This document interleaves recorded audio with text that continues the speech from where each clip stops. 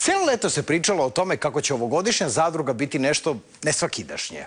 Gledali smo kako stižu različita umetnička dela, kako ćemo vidjeti neke nove prostorije, leteće ljude i slično, kad sve nekako opet isto kao i prošle godine.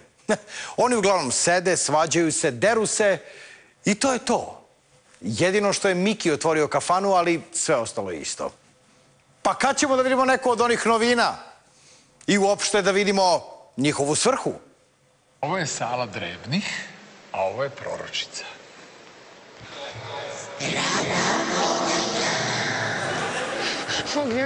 Biću tu, ne boj se. Dobroveče. A šta to znači drevnih? Drevnih, starih, mnogo godi, drevnu, staru. Aha. Dobroveče. Idi bre Ognjene, kako to objašnjavaš devojci šta znači drevno? Treba da joj objasniš njenim jezikom. Recimo, drevno, period u istoriji kada je Boško vodio City. Ali dobro, nećemo sada se sprdamo što Miljana ne zna šta znači drevno. Da je meni neko ovakvim glasom rekao, zdravo Stefane. Pa ja ne bih znao čak ni da li sam bio packe ili kečina.